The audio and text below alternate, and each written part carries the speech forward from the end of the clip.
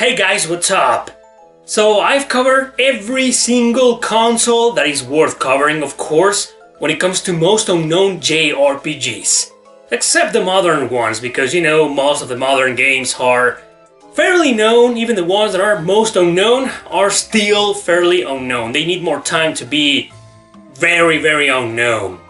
So today, I'm finally going to cover the most unknown RPGs of all time, like the most unknown JRPGs ever.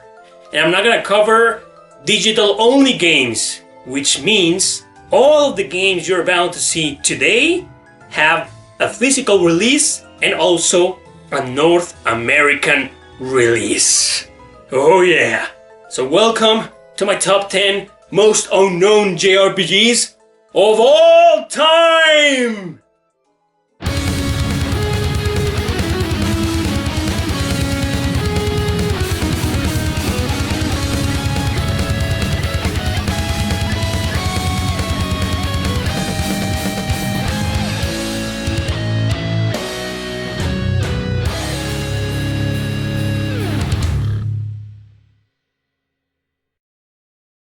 Number 10. Puna. Puna is a weird game made by some of the people who often work in the Dragon Quest series, specifically porting or remaking some of them.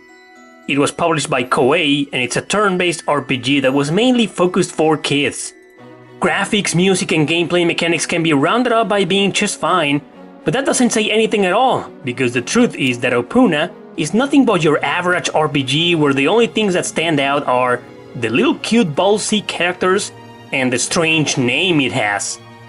Those two, specifically the last one, are the main reason this game is highly unknown and often overlooked by Wii collectors. It's just simple RP gaming at its best.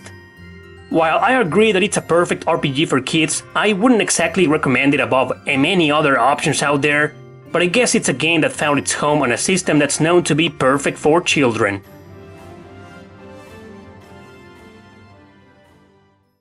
Number 9. Tsugunai Atonement.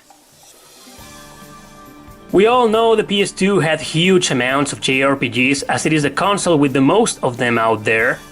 Tsugunai Atonement was one of those turn-based RPGs that got lost among many others. It's a game where you play as a spirit that can enter people's bodies. In order to atone for the sins he committed, he must help these people with their quests. So you can sometimes play with them or as them, since you're nothing but a bodiless ghost. The cover of the game makes you think it's more of a survival horror game than an RPG. That and the weird-ass name might be the major reasons why barely any people know about it. I think it's a hidden gem, not one of the greatest, but still a decent approach to something different. Tsugunai Atonement sold poorly and was quickly forgotten.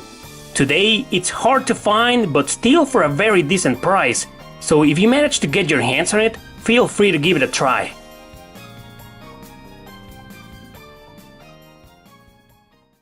Number 8. Crystal Warriors.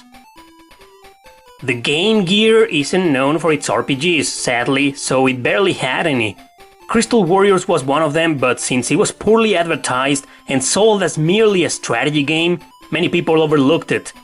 This game was the very first JRPG to be released in Japan and localized in North America. Its gameplay mechanics are highly similar to both the Fire Emblem and the Shining Force series. The very few people who know this title often compare it to those franchises. It's actually a very short game that you can beat in less than 10 hours, as it barely focuses on the story. Its true highlight is obviously the tactical combat, with your units out there and the optional recruitment of monsters into your party. Overall, it's a very fun game to play if you're into old strategy RPGs. Totally unknown for the bad marketing and obviously for having a stupidly horrible and misleading cover. I mean, just look at it. Number 7. Super Ninja Boy. This is a hidden gem on the Super Nintendo that, by the looks of it, you'd never think it's an RPG. We're starting to see a pattern here, with games being extremely unknown mainly thanks to their weird names, bad covers, and lack of proper marketing. Super Ninja Boy is no exception, and it's one of the most overlooked action RPGs on the SNES. You play as either of these two brothers into a top-down adventure map with town interactions that are playing normal as in any other RPG. However, once you get out to navigate from point A to point B, you get into random encounters. Battle system is a beat 'em up in 2D with clunky controls but still enjoyable to an extent and very fun. Boss battles, however, are strangely changed to turn-based for some reason, but they also give it a little extra on the positive side. It's a fun game, again being mostly for kids, also with a 2-player co-op mode. Totally recommended for gamers that want to relax and take a break from all those other deep and complicated types of RPGs.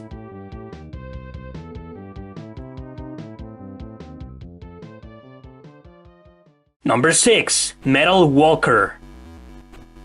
It's no surprise to see many RPGs for kids in this list, because that's something that almost nobody cares for. They may be popular in Japan, but everywhere else, if it isn't Pokemon, it fails miserably. Metal Walker tried to be one of the many competitors for Pokemon, this time adding robots instead of monsters.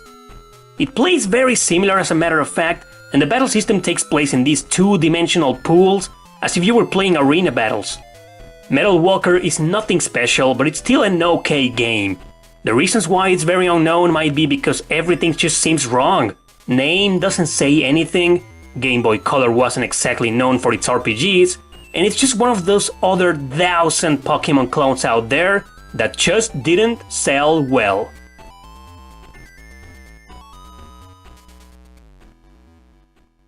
Number 5. Colosseum Road to Freedom. That name and the cover should be enough reasons for you to understand why this is one of the most unknown JRPGs on the system, if not the most.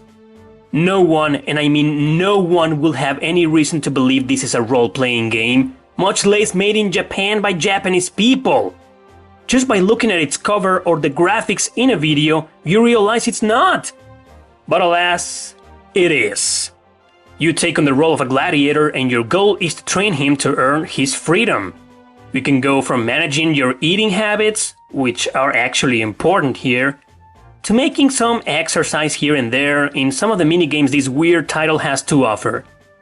Battle system is hack and slash, where you pick up a sword and fight against several different enemies in 3D areas.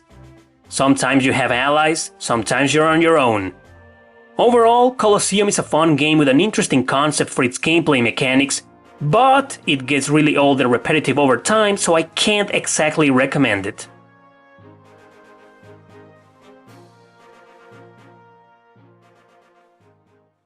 Number 4. A Witch's Tale.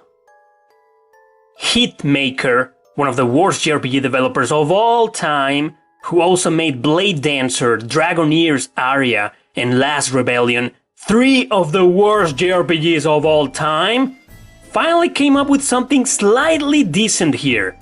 A Witch's Tale is a gothic RPG that's mainly a comedy, with elements from classic old tales such as Alice in Wonderland, hence the name of the main heroine here. It's a turn-based RPG that plays in first person, but you can also see your character status below in the other screen. To attack, you need to use the stylus to select your actions and move them towards the enemy symbols shown down there. And be braced, because even simple random encounters can take several minutes of your time. Navigation is top-down, and guess what? It's also done with the stylus. You know, this game might have been a cool hidden gem, cause it did almost everything right. Especially the charm within the silly characters and story, and also the great soundtrack it has. But nope, they had to ruin it all by forcing you to do everything with the damn stylus. So why is this unknown? Because it failed, because it wasn't advertised at all, and because it got lost in the road among the other dozens of RPGs released for this excellent portable console.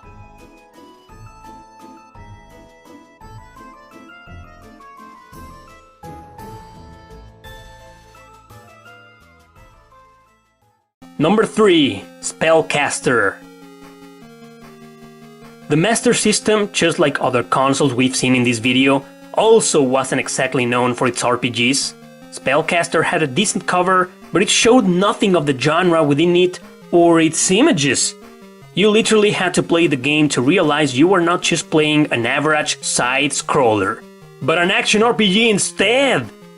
You often get into scenes with other characters and towns where you need to talk to them and make some investigations about the whereabouts of the people who attacked your hometown. All this as you gain experience and level up to become strong enough to fight against all sorts of enemies here.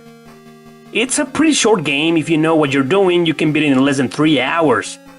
It's very unknown because it was barely advertised and nobody told anybody it was an action RPG, so when people realized that, being the wrong market of course, just trashed the game and moved on. It also didn't sell well. Is it good? It's okay.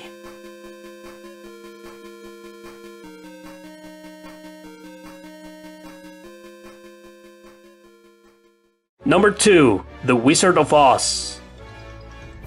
If you can't believe there is a Japanese role-playing game based on The Wizard of Oz, then keep watching.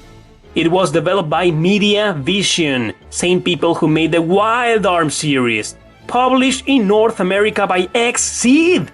So this game shouldn't be that unknown, but it is for one simple reason. Who the hell will think a Wizard of Oz game will be a turn-based RPG? I mean, who? And it's honestly not a good one in my opinion. It isn't bad either, it's just one of those middle-of-the-road RPGs that attempted new things and failed to do so. Why? Because just like A Witch's Tale, it tried to do everything with the stylus. Imagine how tedious it is to just scratch your screen in the direction you want Dorothy to run. Trust me, it isn't fun. Especially if you play on an emulator. Battle system is just average and nothing special, again being controlled by the damn stylus. You know what? The Wizard of Oz on the Nintendo DS is something forgettable that barely any people played because they just didn't give a rat's ass about it.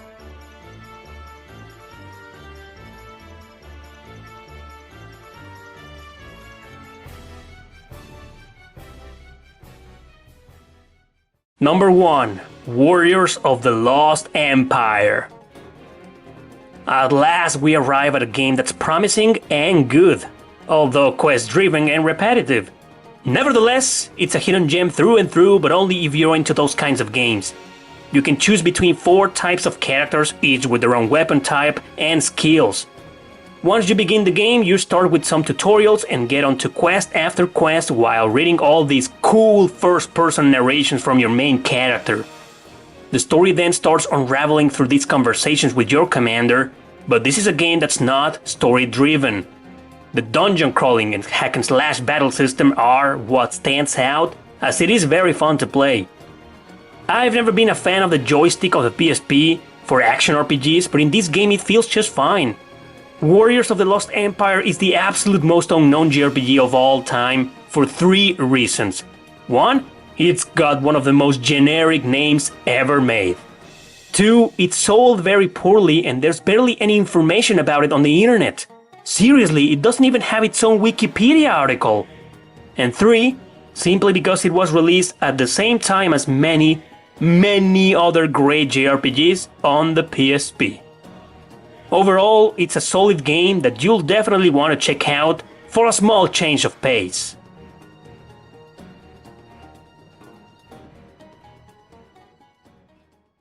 So those are the most unknown JRPGs of all time, in my opinion. The question remains now, will there ever be a part 2, maybe a part 3? Because I did come up with almost 30 titles that I auditioned for this video. So maybe a part 2, maybe a part 3 one day, I don't know. But as of now, consider this the most unknown JRPGs of all time. Thanks for watching, don't forget to subscribe and share this video with your friends. See you next time!